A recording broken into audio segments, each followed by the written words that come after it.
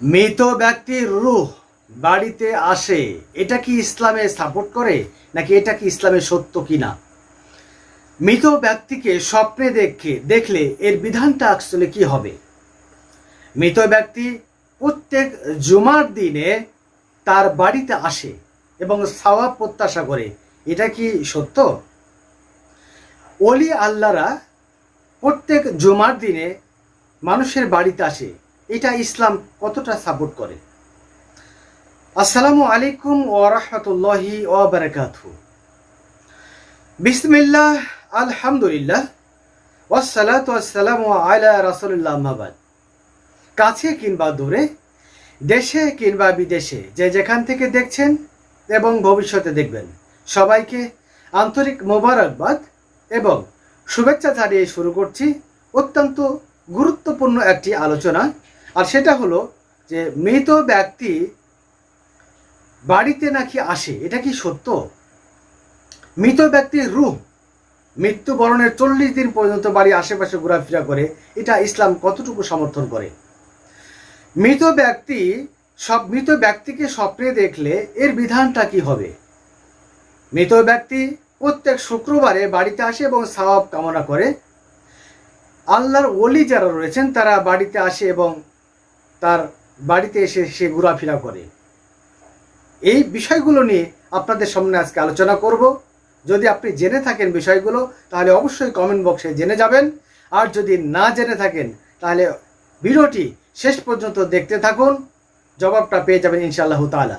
তাহলে চলুন কথা না বাড়িয়ে আমরা জবাবগুলো জানার চেষ্টা করি।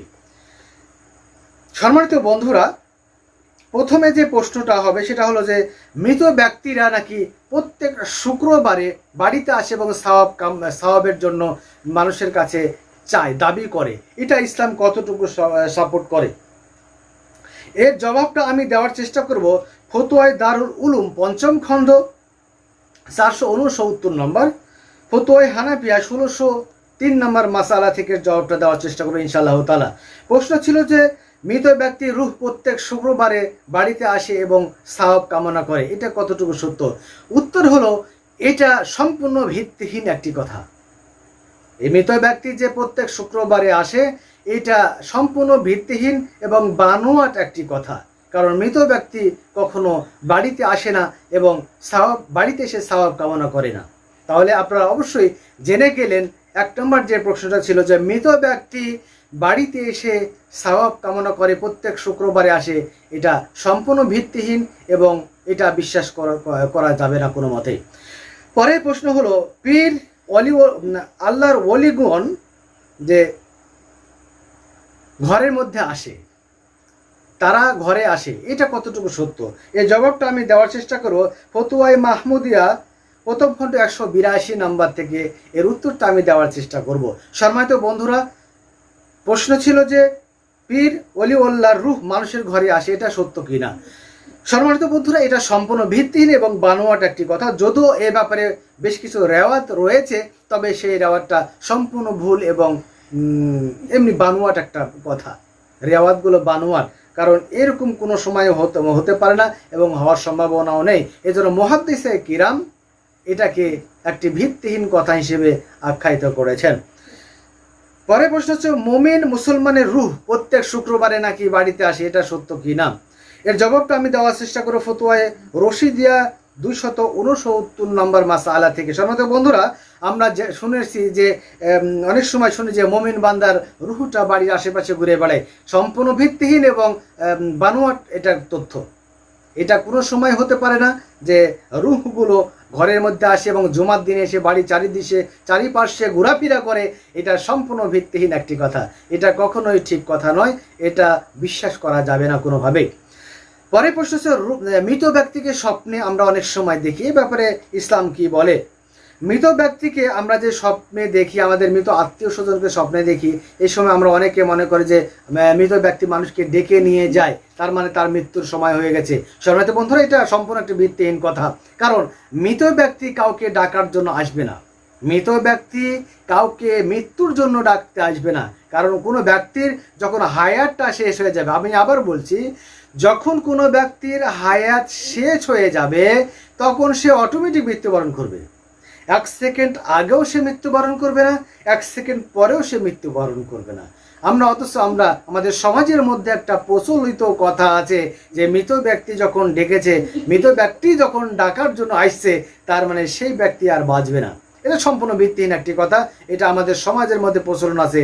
এইরকম ধরনের কথা কখনোই বিশ্বাস করা যাবে না। তাহলে আমরা যেটা শুনলাম যে স্বপ্নে যদি কোনো ব্যক্তিকে এসে ডাকে বা স্বপ্নে যদি কোনো ব্যক্তিকে দেখা হয়, সে যদি তাকে ডাকে, তাহলে আমরা মনে করি যে তার মৃত্যুর সময় ঘনিয়ে এসেছে। আসলে এই কথার কোনো ভিত্তি নাই।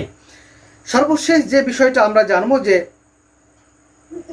মৃত ব্যক্তির রূহ আমার ঘরের আশপাশে ঘুরে বেড়ায়, এইটা কতটা সত্য এই ব্যাপারে আমি জানানোর চেষ্টা করব। ফতোয়া দারুল উলুম 5ম খণ্ড 439 নম্বর, ফতোয়া হানাফিয়া 642 নম্বর মাসালা থেকে আমি এর জবাবটা দেওয়ার চেষ্টা করবো ইনশাআল্লাহ তাআলা। তাহলে চলুন আমরা মাসালার জবাবটা জানার চেষ্টা করছি। মাসালার প্রশ্ন ছিল যে মৃত ব্যক্তির রূহ বাড়ির আশেপাশে ঘোরাফেরা করে, এটা কতটুকু সত্য? এর জবাব হলো যে মৃত ব্যক্তির রূহ বাড়ির আশেপাশে ঘোরাফেরা করে, এই কথার কোনো ভিত্তি নেই। এই ধরনের আকীদা বিশ্বাস রাখা সমীচীন হবে না। তার মানে আমরা অনেক সময় দেখা যায় আমাদের সমাজের মধ্যে এই জিনিসটা প্রচলন রয়ে গেছে।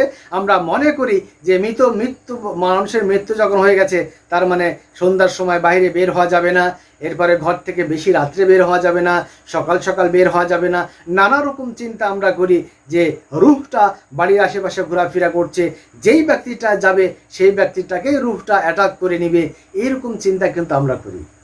সম্মানিত বন্ধুরা, এটা সম্পূর্ণভাবে একটা ভিত্তিহীন কথা, সম্পূর্ণভাবে এটা মানে ভিত্তিহীন একটি কথা। এটা কোনোভাবে বিশ্বাস করা যাবে না।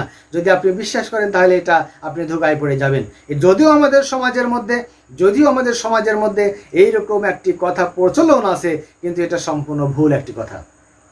সম্মানিত বন্ধুরা, আমি আপনাদেরকে জানানোর চেষ্টা করেছি ইসলামের যে বিষয়টা, যে মৃত ব্যক্তি ঘরের আশেপাশে ঘোরাফেরা করে কিনা। আমি জানানোর চেষ্টা করেছি মৃত ব্যক্তিকে স্বপ্নে দেখলে এটা বিষয়টা কি হবে, এটা কেমনভাবে ইসলাম দেখে। এরপরে মৃত ব্যক্তির রূহ বাড়ির আশপাশে ঘোরাফেরা করে এবং মৃত ব্যক্তি নাকি প্রত্যেক জুমার দিনে এসে বাড়িতে সওয়াবের জন্য আসে। এই বিষয়গুলো নিয়ে আপনাদের আমি মাসালার গ্রন্থ থেকে জানানোর চেষ্টা করেছি। আশা করছি অবশ্যই ভালো লেগেছে এবং ভিডিওটা শেষ পর্যন্ত দেখেছেন।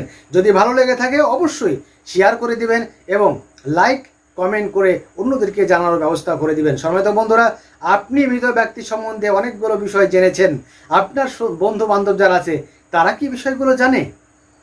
যদি জেনে থাকে তাহলে তো ভালো, আর যদি জেনে না থাকে তাহলে তাদেরও জানা দরকার।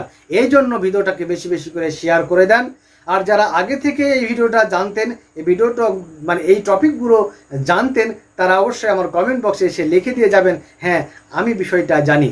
আর যারা আপনারা প্রথম থেকে দেখেছেন, সবাইকে আন্তরিক মোবারকবাদ জানাচ্ছি যে আপনারা প্রথম থেকে ভিডিওটা দেখেছেন এবং ভিডিওটা শেষ পর্যন্ত দেখেছেন। এই জন্য আপনাদেরকে মোবারকবাদ এবং শুকরিয়া জ্ঞাপন করছি। সম্মানিত বন্ধুরা, মহান আল্লাহ রাব্বুল আলামিন আমাদের সবাইকে ইসলামের সমস্ত বিধিবিধানগুলো মেনে বুঝে চলার তৌফিক দান করুন। ওয়া আখিরু দাওয়ানা আলহামদুলিল্লাহি রাব্বিল আলামিন। আসসালামু আলাইকুম ওয়া রাহমাতুল্লাহি ওয়া বারাকাতুহু।